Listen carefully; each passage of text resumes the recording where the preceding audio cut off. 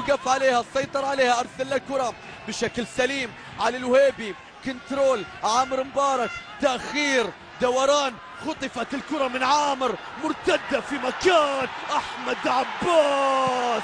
عين على المرمى وعين على الكاس، فعلها أحمد عباس وسجل للأخضر السعودي. أحمد عباس اللاعب الخطير بهفوة دفاعية لم تكن في الحسبان في اللقطة الماضية. فرحة كبيرة للمنتخب السعودي.